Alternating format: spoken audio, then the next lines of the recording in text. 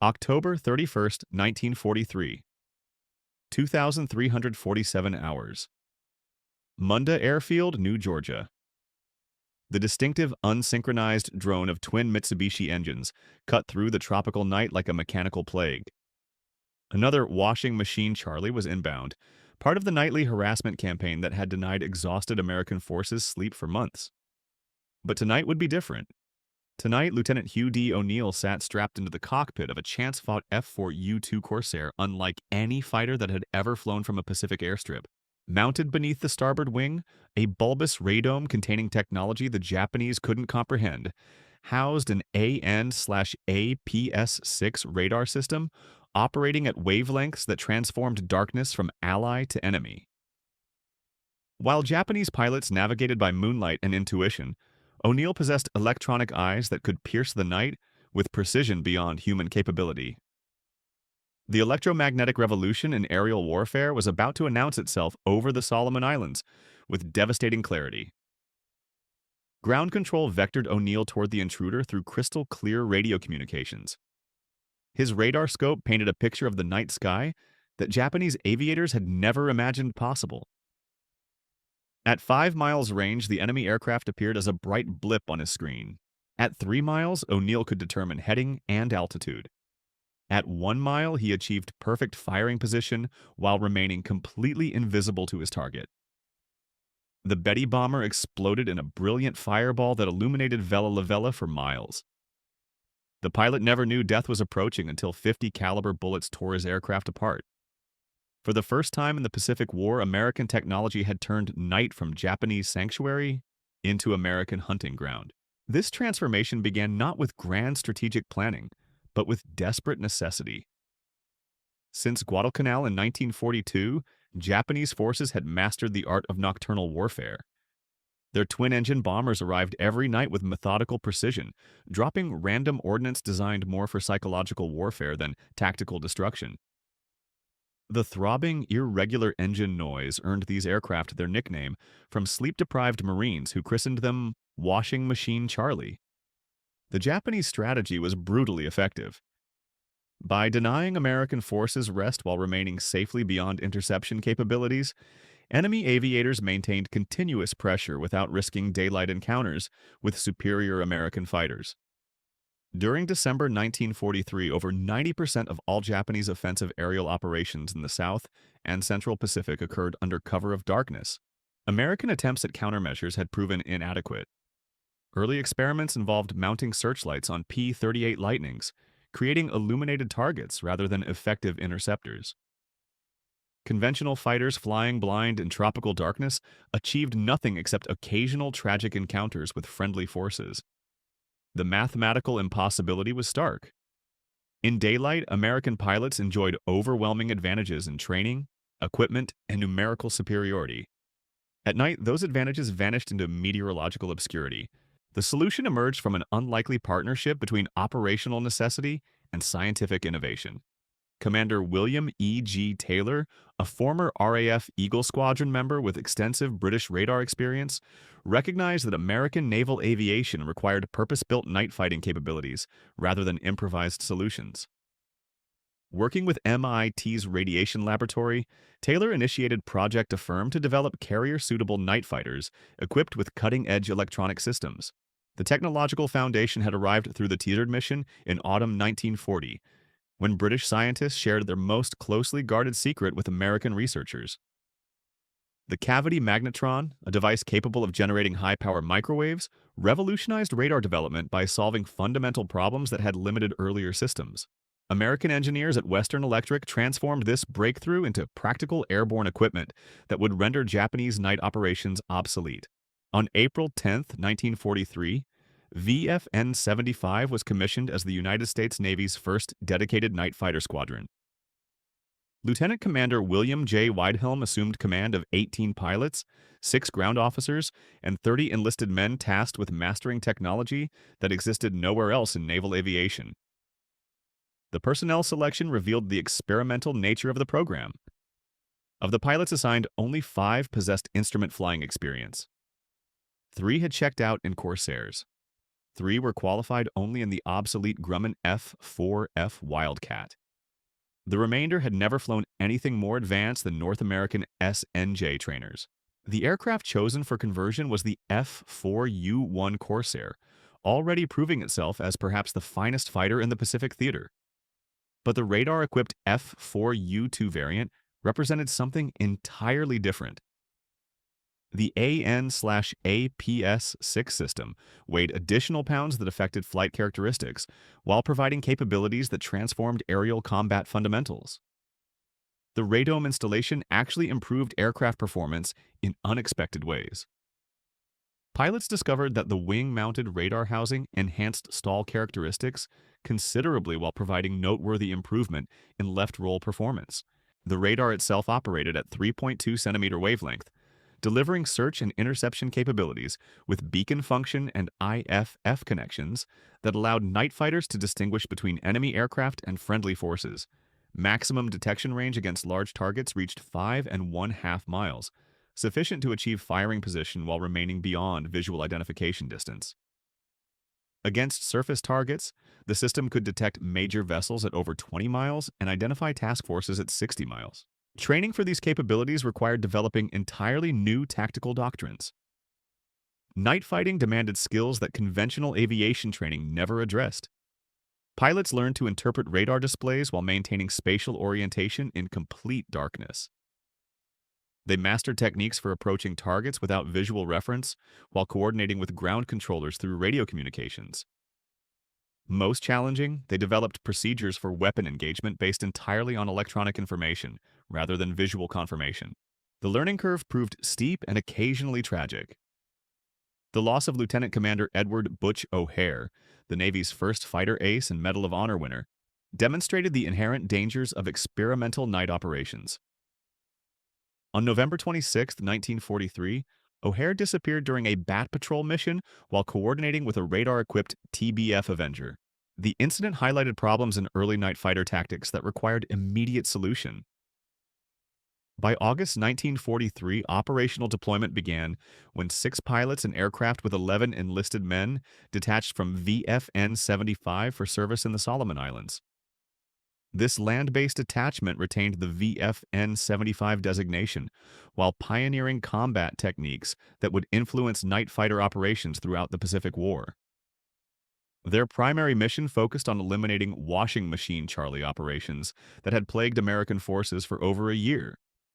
The results exceeded expectations. Lieutenant Commander Wilhelm and his experienced pilots, all logging over 2,000 flight hours, systematically destroyed Japanese bombers that had previously operated with impunity. After O'Neill's Halloween night victory, every washing machine Charlie that approached New Georgia was intercepted and destroyed. The Japanese response revealed immediate recognition of changed circumstances. A commander of destroyer Squadron 22 noted in an August 1943 action report that the Japanese apparently do not like to tangle with our night fighter cover. As soon as the cover is withdrawn, he puts in an appearance in force. The psychological impact proved as significant as tactical effectiveness. Sometimes the mere presence of night fighters in the operational area deterred Japanese attacks entirely. Japanese countermeasures revealed both desperation and technical sophistication. Enemy aircraft began dispensing strips of aluminum foil-coated paper called deceiving paper to confuse American airborne intercept radars. This technique, originally developed by the British as window during the Battle of Britain, created false returns that complicated radar interpretation. The Japanese employed this countermeasure with considerable effectiveness during summer 1944 operations. More concerning was evidence that Japanese night torpedo bombers possessed radio receivers capable of detecting IFF transmissions from pursuing American fighters. This capability allowed enemy pilots to identify approaching threats and deploy countermeasures accordingly. The technological chess match between radar advancement and electronic countermeasures had begun in earnest. The strategic implications extended far beyond individual engagements. Night fighter capabilities fundamentally altered the balance of Pacific War operations by denying Japanese forces their primary tactical advantage. Enemy commanders who had relied on darkness for operational security discovered that American technology had eliminated their sanctuary. By January 1944, the revolution in nocturnal warfare reached its ultimate expression when fleet carriers Enterprise and Intrepid each embarked small detachments of radar-equipped night fighters. These represented the first carrier-deployed night interceptors in naval history, marking a transformation that would render Japanese night attack strategies obsolete. The technical challenges of operating sophisticated electronic equipment from pitching carrier decks in combat conditions had seemed insurmountable just months earlier. Yet American engineering had solved problems that Japanese designers never attempted. The carrier-based night fighter program divided into two distinct approaches, each revealing different aspects of American technological supremacy. Four-plane night fighter sections integrated with regular daytime squadrons provided defensive coverage during routine operations. Specialized squadrons operating from designated night carriers combined radar-equipped fighters with torpedo bombers in coordinated hunting groups. This latter approach allowed pilots and flight direction officers familiar with each other's capabilities to develop tactics impossible under conventional organizational structures. February brought the program's first major test when Yorktown joined Enterprise and Intrepid with its own night fighter detachment. The three carriers maintained continuous night operations for 12 consecutive nights, rotating 6 pilot sections that flew constantly to develop defensive procedures compatible with fleet operations. The intensity of this operational tempo exceeded anything attempted in naval aviation history. Pilots logged combat hours at rates that would have been considered dangerous under peacetime conditions. The night of February 16th demonstrated both the potential and limitations of early night fighter operations. An Enterprise flight direction officer attempted to vector a Yorktown night fighter onto an unidentified radar contact approaching the task force. The intercept failed when radio communication broke down and radar contact was lost in ground clutter from nearby islands. The enemy aircraft, identified as a Japanese torpedo bomber, managed to approach undetected and score a torpedo hit on Enterprise. This failure revealed critical gaps in the coordination systems that American forces were still developing. Night fighter operations required seamless integration between radar operators, flight direction officers, combat information centers, and airborne pilots. Any breakdown in this complex chain of communication and control could prove catastrophic. The Japanese, despite their technological disadvantages, retained the ability to exploit American organizational weaknesses. Japanese night attack doctrine had evolved significantly since 1942. Enemy commanders recognized that conventional torpedo aircraft lacked the range and payload capacity for effective strikes against American carrier task forces operating hundreds of miles from Japanese bases. Instead, they employed long-range twin-engine bombers like the Mitsubishi G4M Betty in roles originally designed for single-engine carrier aircraft. These bombers carried aerial torpedoes while possessing the range to reach distant targets and return to base. The Japanese technique for night torpedo attacks demonstrated tactical sophistication that American intelligence initially underestimated. Enemy aircraft would locate Allied task forces through careful navigation and electronic detection, then illuminate targets with lines of bright floating flares dropped in precise patterns. These pyrotechnic displays created silhouettes that allowed following bombers to approach in darkness while maintaining visual reference to their targets. The tactic proved devastatingly effective at the Battle of Rennell Island, where Japanese night torpedo bombers sank the heavy cruiser Chicago, despite strong American defensive measures. American radar operators learned to recognize the characteristic signatures of Japanese flare-dropping aircraft. The aluminum and magnesium pyrotechnics created distinctive radar returns that experienced operators could identify at considerable range. This capability allowed night fighters to intercept flare droppers before they could illuminate the task force, disrupting the entire Japanese attack sequence. The electromagnetic spectrum had become a battlefield where detection preceded destruction by crucial minutes. The technical evolution of American airborne radar continued throughout 1944, with developments that further widened the gap between Allied and Japanese capabilities. The AN/APS-4 lightweight search and intercept radar represented a significant advancement over earlier systems. Operating at 3-centimeter wavelength, the new equipment provided improved resolution and range while reducing weight penalties that affected aircraft performance. Major improvements included relocating the modulator to a nacelle close to the scanner, eliminating difficult waveguide installations that had complicated maintenance under combat conditions. The F6 F3N Hellcat emerged as the preferred carrier-based night fighter, combining proven airframe reliability with sophisticated radar systems. Though only 18 F6 F3E aircraft received the early APS-4 radar, the remaining night fighter Hellcats were equipped with the improved APS-6 system. Despite weighing 70 pounds more than its predecessor, the APS-6 delivered search radius improvements that proved decisive in combat. The new radar could detect large ships at over 20 miles and identify entire task forces at 60 miles, capabilities that transformed tactical planning fundamentals. Japanese response to American night fighter effectiveness revealed both adaptation and technological limitations. Enemy forces began employing more sophisticated electronic countermeasures, including improved versions of the aluminum foil strips that created false radar returns. Japanese intelligence had analyzed captured American radar equipment and developed countermeasures specifically designed to exploit technical characteristics of Allied systems. However, these defensive measures required precise timing and coordination that proved difficult to achieve under combat conditions. More significantly, Japanese forces lacked the technological foundation necessary for effective counter-development. While American radar capabilities improved continuously through 1944 and 1945, Japanese airborne electronics remained essentially static. Enemy aircraft continued operating without effective radar systems, relying instead on visual navigation techniques that left them vulnerable to American interceptors equipped with electronic detection capabilities. The intelligence windfall from captured Japanese equipment revealed the extent of enemy technological disadvantages. When U.S. Marines captured a Mark I Model 1 IJN land-based detection radar at Guadalcanal, American analysts were shocked to discover it was copied from a captured American SCR-270 radar taken at Corregidor. Both systems operated in identical frequency ranges of 104 to 112 MHz, confirming that Japanese radar development lagged years behind American capabilities. The enemy was reduced to copying obsolete Allied equipment, while American engineers developed systems generations ahead of anything Japan possessed. By late 1944, statistical analysis revealed the dramatic improvement in American night fighter effectiveness. The average distance at which night fighters first detected enemy aircraft increased from 1.7 miles in the first 6 months of 1944 to 2.8 miles in the last 6 months.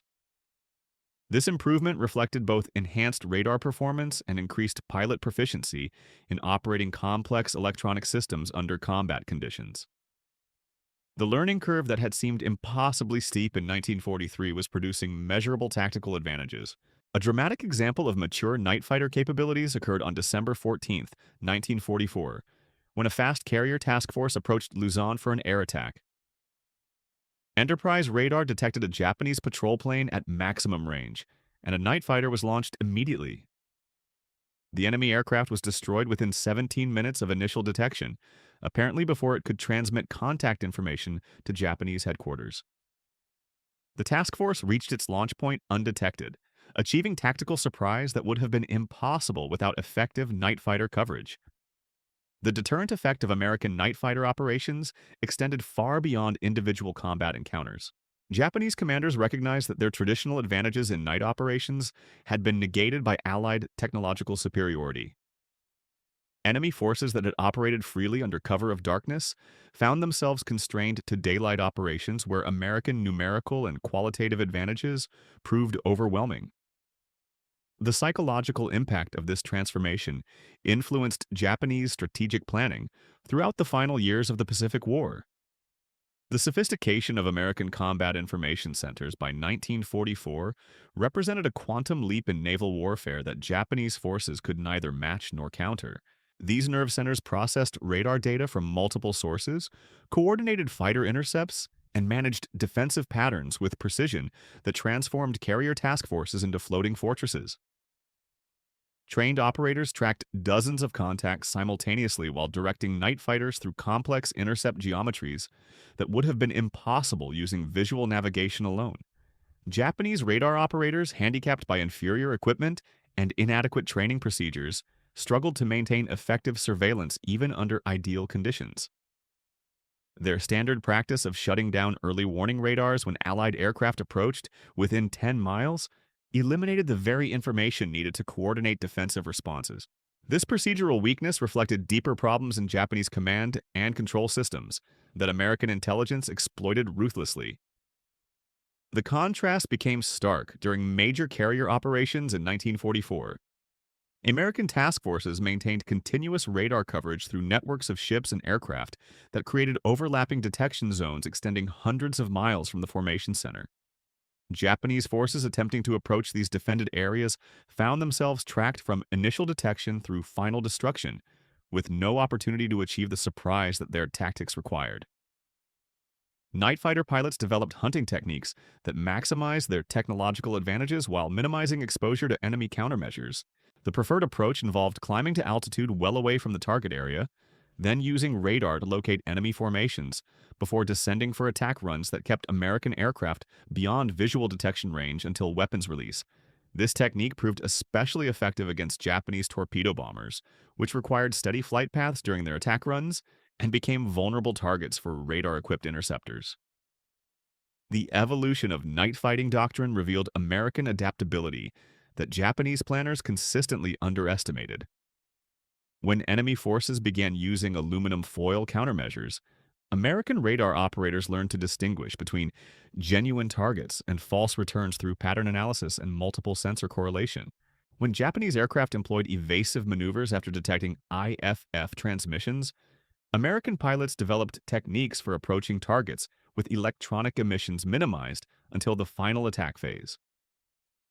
Training programs established at American bases produced night fighter crews with capabilities that existed nowhere else in the Pacific theater. Pilots logged hundreds of hours practicing radar intercepts under simulated combat conditions, developing skills that transformed sophisticated electronic equipment into tactical weapons. The investment in human capital matched the technological advancement, creating combat effectiveness that exceeded the sum of individual components. The Japanese response to American night fighter supremacy revealed strategic confusion that characterized their approach to technological warfare throughout the conflict.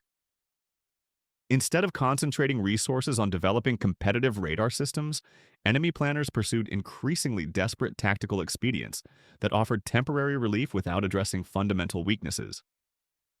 The aluminum foil countermeasures, while occasionally effective, required precise deployment that proved difficult under combat stress, and offered no protection against the multiple sensor systems that American forces employed. More telling was Japanese failure to develop effective night fighting capabilities of their own. Despite possessing experienced pilots and capable aircraft, enemy forces never fielded radar-equipped night fighters in significant numbers. Japanese night interceptors relied primarily on visual acquisition techniques that proved inadequate against American bombers operating at high altitude under cover of darkness. Without airborne radar, Japanese pilots could not emulate the successful defensive tactics that German forces had employed against Allied bombing campaigns in Europe. The technological gap widened further when American forces began employing radar countermeasures that could locate and plot enemy early warning installations. Well-equipped electronic warfare crews discovered they could use their receivers to guide attacking aircraft to Japanese radar sites, enabling systematic destruction of enemy detection networks. This capability transformed radar from purely defensive technology into offensive weapon systems that supported strategic bombing campaigns. American intelligence analysis of captured Japanese equipment revealed the extent of enemy technological desperation. Documents recovered from shot-down aircraft included detailed instructions for visual navigation techniques that had been abandoned by American forces years earlier. Japanese pilots were still using celestial navigation and dead reckoning for overwater flights, while American aviators relied on electronic systems that provided continuous position updates regardless of weather conditions. The strategic implications of American night fighter superiority extended throughout the Pacific War's final phase. Japanese commanders found themselves constrained to daylight operations, where their disadvantages in pilot training, aircraft quality, and numerical strength proved overwhelming. The sanctuary of darkness that had protected enemy forces during the early war years became a hunting ground, where American technology delivered decisive advantages. Statistical analysis of combat encounters revealed the mathematical certainty of American victory in night operations. Japanese aircraft detected by American radar systems faced destruction rates exceeding 80%, while American night fighters achieved kill ratios that defied traditional combat mathematics. The electromagnetic spectrum had become a battlefield where technological superiority translated directly into tactical dominance. The psychological impact on Japanese aircrew proved as significant as the physical destruction of their aircraft. Enemy pilots who had operated confidently under cover of darkness found themselves hunted by invisible adversaries possessing supernatural awareness of their positions and movements. Radio intercepts revealed growing reluctance among Japanese aviators to undertake night missions, with some units refusing orders that they considered suicide assignments. American carrier task forces operating in 1945 represented the culmination of night fighting evolution.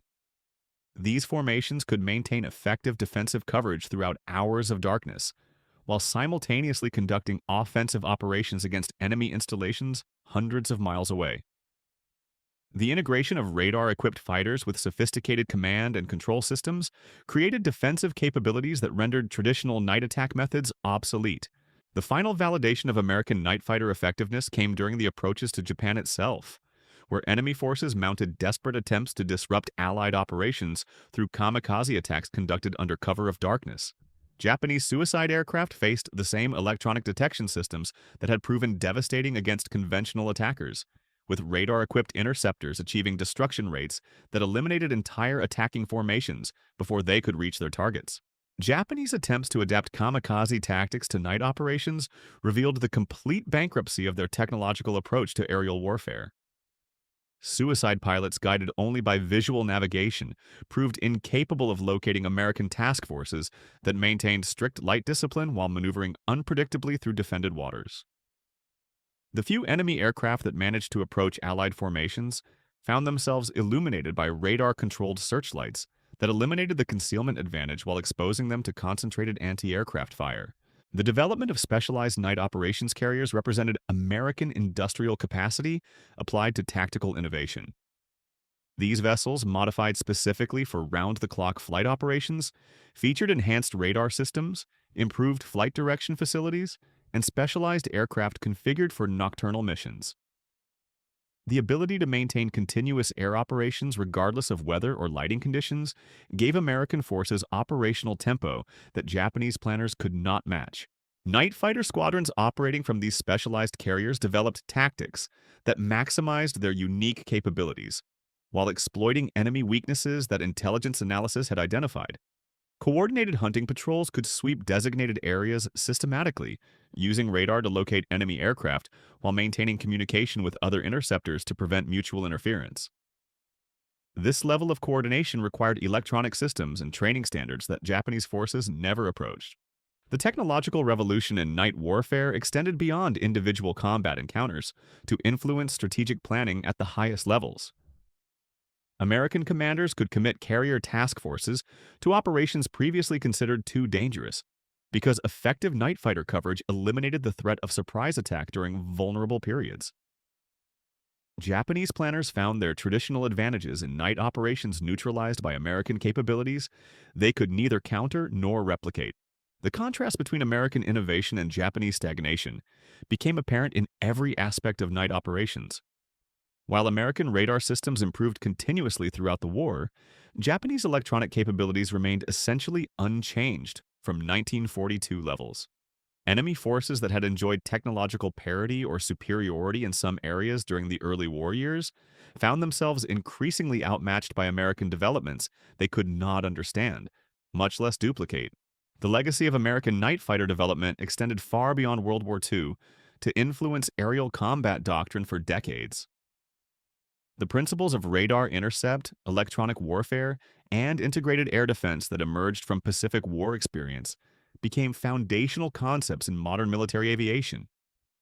Japanese forces had encountered the future of aerial warfare and discovered themselves technologically obsolete, victims of American innovation that transformed darkness from sanctuary into killing ground.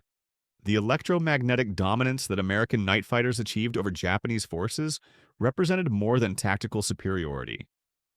It embodied a fundamental transformation in the nature of aerial warfare that enemy commanders never fully comprehended. By March 1945, Japanese aviation had been relegated to desperate daylight operations, where American numerical advantages proved insurmountable, while the night skies that had once provided sanctuary became hunting grounds patrolled by invisible predators. The final phase of night fighter evolution demonstrated American technological supremacy, reaching its zenith. Advanced radar systems now provided detection capabilities that seemed supernatural to enemy pilots accustomed to visual navigation. The AN/APS-6 installations on late war Corsairs and Hellcats could track multiple targets simultaneously while distinguishing between genuine threats and electronic countermeasures with precision that eliminated Japanese attempts at deception. Training programs established throughout 1944 had produced night fighter crews whose capabilities existed nowhere else in global aviation. These pilots had logged thousands of hours practicing radar intercepts under conditions that simulated every conceivable combat scenario. They had mastered techniques for approaching targets in complete darkness, while coordinating through radio networks that maintained perfect clarity despite atmospheric interference and enemy jamming attempts. The psychological warfare aspect of American night fighter operations proved as devastating as their physical destruction of enemy aircraft. Japanese aircrew who survived encounters with radar-equipped interceptors returned to base with accounts that seemed impossible to their commanders. They described American fighters that appeared from nowhere, achieved perfect firing position without detection, and disappeared into darkness after delivering devastating attacks. Radio intercepts revealed growing demoralization among Japanese night bomber crews who faced certain destruction whenever American carriers operated in their patrol areas. Enemy pilots spoke of ghost fighters that possessed supernatural awareness of their positions and movements. Some units began refusing night mission assignments, forcing Japanese commanders to rely increasingly on voluntary crews who understood they were undertaking suicide missions. The industrial capacity that supported American night fighter operations represented mobilization on a scale that Japanese planners had never imagined possible. Radar systems that required months to produce in enemy factories rolled off American assembly lines daily. Electronic components that Japan struggled to manufacture in small quantities were standard equipment on thousands of Allied aircraft. By April 1945, the statistical reality of night combat had become undeniable. Japanese aircraft detected by American radar systems faced destruction rates exceeding 90%. Night fighters achieved kill ratios that defied traditional combat mathematics, with some pilots credited with multiple victories during single missions. The electromagnetic spectrum had become a battlefield where technological superiority translated into inevitable tactical dominance. Combat information centers aboard American carriers processed radar data with sophistication that transformed individual ships into nodes in vast detection networks. These facilities tracked hundreds of contacts simultaneously while directing night fighters through intercept patterns that maximized their advantages while minimizing exposure to enemy countermeasures. The integration of human operators with electronic systems created defensive capabilities that rendered traditional attack methods obsolete. Japanese attempts to develop competitive night fighting capabilities revealed the extent of their technological disadvantages. Enemy research programs struggled to produce radar systems that matched American equipment from 1942, while Allied development continued advancing at rates that widened the gap continuously. The few Japanese aircraft equipped with experimental radar installations proved inadequate against American countermeasures that neutralized their limited capabilities. The strategic implications of American night fighter supremacy extended throughout the Pacific theater, as enemy forces found themselves constrained to operations during daylight hours when their disadvantages proved overwhelming. Japanese commanders who had relied on darkness for operational security discovered that American technology had eliminated their primary tactical advantage while providing no means for restoration. Intelligence analysis of captured Japanese documents revealed strategic confusion that characterized enemy response to American technological dominance. Instead of concentrating resources on developing competitive systems, Japanese planners pursued increasingly desperate tactical expedients that offered temporary relief without addressing fundamental weaknesses. The aluminum foil countermeasures that enemy aircraft employed required precise deployment timing that proved difficult under combat stress, while offering no protection against multiple sensor systems. The technological revolution in aerial warfare that American night fighters represented would influence military aviation for decades beyond World War II. The principles of radar intercept, electronic warfare, and integrated air defense that emerged from Pacific combat experience became foundational concepts in modern military doctrine. Japanese forces had encountered the future of aerial combat and discovered themselves technologically obsolete. American night fighter operations during the final months of the Pacific War demonstrated capabilities that seemed impossible to enemy observers. Carrier task forces maintained effective defensive coverage throughout hours of darkness, while conducting simultaneous offensive operations against targets hundreds of miles away. The ability to fight continuously regardless of weather or lighting conditions provided operational tempo that Japanese forces could not match. The human cost of Japanese technological inferiority became apparent in the casualty statistics from night operations during 1945. Enemy bomber crews faced destruction rates that approached certainty when operating within range of American night fighters. Experienced Japanese aviators who had survived years of combat found themselves helpless against electronic systems they could neither detect nor counter. The final vindication of American night fighter development came during the approaches to Japan itself, where enemy forces mounted desperate attempts to disrupt Allied operations through kamikaze attacks conducted under cover of darkness. Suicide aircraft guided only by visual navigation proved incapable of locating American task forces that maintained strict light discipline, while maneuvering unpredictably through defended waters. Japanese kamikaze pilots who managed to approach Allied formations discovered themselves illuminated by radar-controlled searchlights that eliminated concealment advantages while exposing them to concentrated defensive fire. The electromagnetic detection systems that had proven devastating against conventional attackers achieved even higher destruction rates against suicide aircraft whose pilots were committed to single-pass attacks that provided no opportunity for evasive maneuvers. The specialized night operations carriers that American forces deployed during 1945 represented industrial capacity applied to tactical innovation on an unprecedented scale. These vessels, modified specifically for round-the-clock flight operations, featured radar systems, communication networks, and aircraft handling facilities that existed nowhere else in naval aviation. The ability to maintain continuous air operations created strategic advantages that Japanese planners could neither counter nor comprehend. Night fighter squadrons operating from these advanced carriers developed hunting techniques that exploited every advantage their technological superiority provided. Coordinated patrols could sweep designated areas systematically, while maintaining constant communication with other interceptors to prevent mutual interference. This level of tactical coordination required electronic systems and training standards that enemy forces never approached. The electromagnetic warfare capabilities that American night fighters possessed by war's end extended far beyond simple aircraft detection. Advanced radar systems could identify specific aircraft types, determine their flight profiles, and predict their intended targets with accuracy that enabled preemptive intercepts. Japanese pilots found themselves engaged by American fighters before they realized enemy forces were aware of their presence. The electromagnetic dominance achieved by American radar night fighters over Japanese forces represented the complete transformation of aerial warfare from visual to electronic combat. What began as desperate improvisation to counter Washing Machine Charlie evolved into technological supremacy that eliminated Japanese night operations entirely. By war's end, enemy pilots who had once owned the darkness found themselves hunted by invisible predators, possessing supernatural awareness of their every movement. The radar revolution that emerged from Pacific combat would define military aviation for generations to come.